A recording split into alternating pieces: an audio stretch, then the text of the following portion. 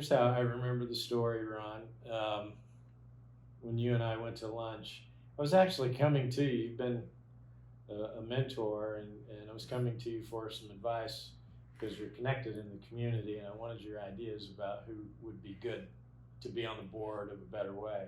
Knowing that you had been on the board for, what was it, 15 years or I something? think we've lost track. We've lost We track. didn't keep records back then. It's on a ledger somewhere. Yeah.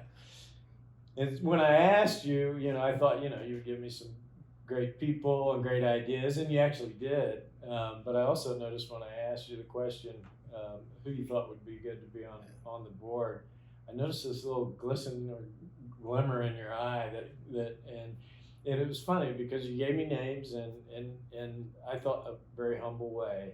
You provided the names and we finished our lunch and a normal great conversation. And toward the end of the day, I thought there was something there. I kept going back to it, and there was something, and the way you kind of lit up when we were talking about a better way resonated with me. And I called you back by the end of the day and asked you if you would think about coming back. I had just joined the board myself, and you jumped on it immediately. And so what is it about this place that keeps bringing you back? Oh gosh, Scott, there are so many things. And I had been away from the board for a number of years, and so you kind of recognize when you serve an organization and work with it that you kind of into the details and you know what they do and you appreciate what you do, but then you get away from it and you realize how much impact a better way was having in the organization. You kind of miss that all along the way. So I was pleased to be asked again to come back to the board and serve. Over my tenure, which has got to be 20 plus years, as we go back, I've watched a better. Lost track. Yeah, we've lost track. At least I have. You go back when I first joined the board. It was a very small organization, and it was back in the day when we didn't talk about domestic violence. That was a silent crisis in our community. And it was occurring, and it was occurring, in very, very serious ways. And there was a small band of wonderful women who kind of put together this organization, and they needed help. But more than anything else, they also needed somebody and people who could join the board and help them make the organization financially sustainable and continue the mission of serving people in crisis. So over the years, I've watched them go from this really small organization kind of doing one thing, doing it very, very well, to an organization that evolved. And you think about the mission of serving people in crisis. These are people in our community who are facing the worst days of their lives. And many of us can't imagine that. We can't see the world through their eyes. We can have a lot of empathy for it, but we don't know the day-to-day issues that they're having. And if we can have some small impact, getting them to safety, getting them victim assistance, helping them rebuild their lives, most of the time that's women and most frequently with children. And if you think about the things that they have to go through and the choice they have to make to leave financial security, to leave their abuser, and to go into some unknown place with unknown people. The thing that kind of amazed me about A Better Way as it evolved is it's always had great leadership. It's always had a single focused mission of helping people. It's always had an incredible caring staff throughout everything that they tried and everything that they did. And you kind of look at the breadth across multiple counties today. Started in one small house out on Main Street, doing one thing and doing it very, very well, now to a multiple county organization serving hundreds of those in crisis, dealing with suicide prevention, dealing with domestic violence, dealing with all those issues that many of us in the community just don't see. And when we do see, we don't know what to do about it. But there is an organization That does. it's here. They're very good There are at people doing that do it, know what and to they do. do know what they're doing, and they're very, very helpful. Yeah, they do know So, what they're doing. Yeah, Scott, let me ask you. I know that you came up first as volunteer, a better way, working with those who are in crisis, getting to know them on a personal level, reaching out many times personally with your own dollars and your own time, to help them. What did you see? What made you want to help and work with this organization? So it was volunteering first, and in fact, when I was asked to join the board, I originally said no, and it was until the next day that I had thought about that answer and started reconsidering. And when I was volunteering, my wife and I had some rental properties, and we started thinking about how can we use this house to help a young mother, perhaps, and knowing the integrity of A Better Way. I knew Teresa from other community involvement and the integrity, the name that A Better Way has in our community.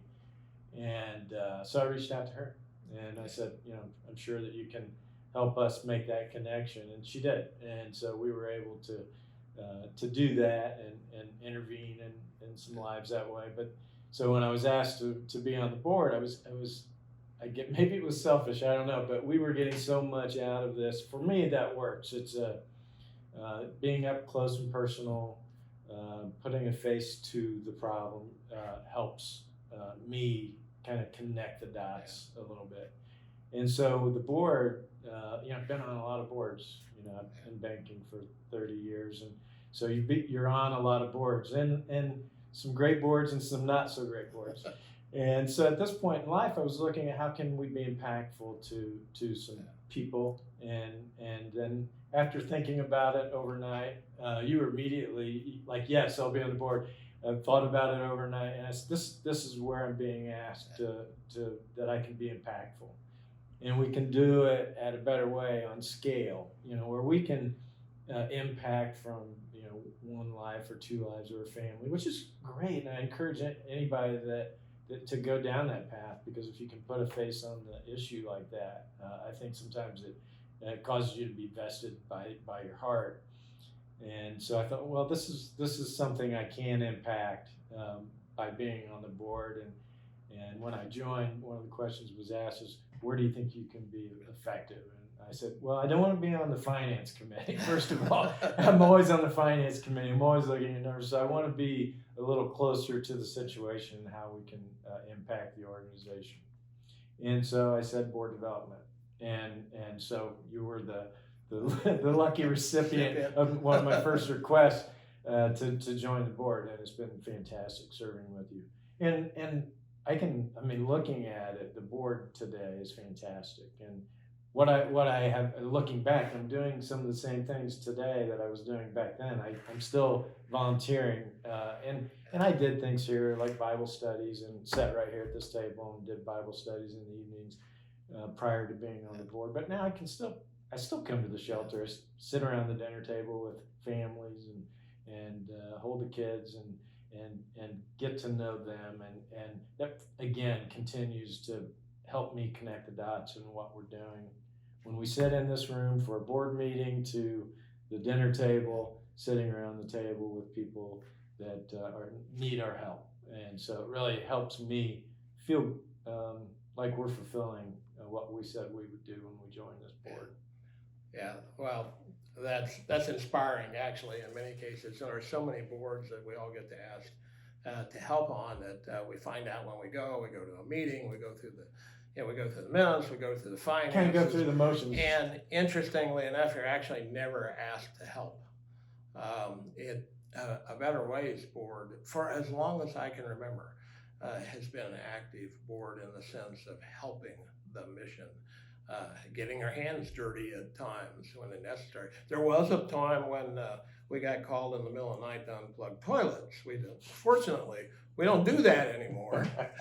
We don't need to do that. I've not gotten that call. Yeah, so we don't need to do that anymore. That but the reality of it is, in an organization of this size, of this importance, for so many in our community. There is plenty of places to serve, and we get called on. And you're right, the leadership across the years, but particularly today, I think, is one of the strongest boards in the community, and really in a multiple county area. So, so it's enjoyable, it's impactful work. We know we're doing good work. The mission is not complete. We once had a strategic planning session. You know, Where I get that yeah. sense from you that you have some ideas that you want to keep growing this thing. And I don't mean to interrupt you, but you've seen it from a smaller scale to what it is today, and it's so much bigger than what it was. But you have greater ideas and vision as well. Well, I think, once we did have a strategic planning session where the goal, and it was really interesting because it was a consensus goal, is what we'd really like to do is go out of business. And what we mean by that is that there is no longer a need for those kind of services in our community. Now, we know that's not practical and that's not reality, and very likely will not happen in our lifetimes. But if we could have some small impact on culture across the community to make that, advance that goal, it would be pretty amazing. Meanwhile, there are plenty of people who need the support and the caring staff and the financial assistance, and many times just the guidance of where do I turn? What do I do next? How can I get housing? How do I get my kids to school? How am I going to maneuver my way through the criminal justice system at times, if necessary? All those kind of resources, exist here, but the work is not done, and it seemingly, as we continue to grow, we peel back the layer of the onion, and we find out there is even yet more work to do. We never would have thought that there was a need for chat services to help those in crisis, and especially perhaps those who are thinking of suicide, chat. But today, that's a big part of what we do, responding with chat and dealing with incoming calls for people who are in need. And if you ever sit and listen to one of those calls or see that, you recognize these people really, really do need a helping hand, and they need a calm voice, and they need some wise guidance. It's occurring to me that the chat is identifying an issue that's out in our society, is the pressure that's on younger people, and there are young people that are reaching out via the chat that may not reach out otherwise.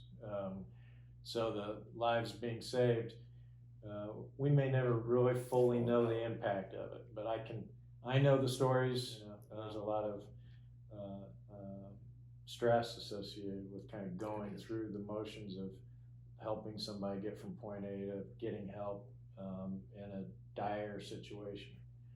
And but it really gave me a feel for the rest of the staff. And so as I've continued to come to the shelter and get to know all of the people that are here, they're all trained to take those calls. They're all trained to get on the chat. They're all able to address those situations. I've never saved anybody's life in my life. It's never happened. Don't know that it ever will, unless I've come across somebody, laying on the street or something, maybe, God help them, if that ever happens. But it's happening every day here. People they're saving lives every day here. Absolutely. And we'll never know the number of lives that have been impacted that way. But it's huge.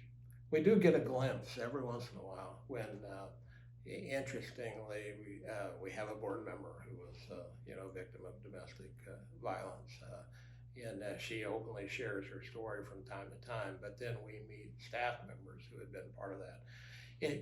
There's a couple of things that I think over the years that have always been impressive to me, is that as board members who are helping where we can, we get a lot back. And a lot of times what we get back is simply education of the issues that we can carry to other organizations and even back to our own shops. And there are times in the past where, the first time I encountered domestic violence in an employee situation, literally did not know what to do. I had not known about a better way at that particular point in time. But I quickly, I made one phone call and they said, oh, there's an organization called A Better Way. You need to call them. And I did. And they simply took over. And at that point, and I am convinced that that particular situation, that they saved a young woman's life. And it happened fast, and it was caring, and it was immediate, and there was no bureaucracy, there was no red tape, and there was no charge. It just happened, and they wrapped their services around her, and she still lives in our community today, and is very, actually a very successful young lady that needed the help, and it was here. And those stories perpetuate, but over the years, I knew then, and I learned more. And the second time it occurred, and the third time it occurred, I knew what to do, and I knew who to call, and I knew how to get them help as they needed that, as well as people in our church and people in the community that you get to know. You can make that one call to help. And so it's extremely gratifying that A Better Way is here, is strong, is healthy, and it's growing. And in many cases, as we think about the fact that the mission's not done, growth does need to occur. Expansion, not only geographically, but expansion in service lines to help those, because it seemingly crisis evolves. The kind of crises that people in our community were facing 20 years ago is not the same kind of crisis that they face today. It feels different, it looks different, but it's still very, very real. And it's still the worst days of their lives. And the beauty is A Better Way is here to help. We have a great board, don't we? And Oh gosh, yes. You really care about this organization. I really care about, and it's great, that we get to work on this thing together, because I know it's authentic coming from you. I know that this board really cares, as well as the people here. It's like we're all on the same mission. We are, and you see that around the table. Yep. You see it in the staff. You see it in the volunteers. It is an incredible team throughout. It's not just the board; it is everywhere, and they're on mission and doing good work.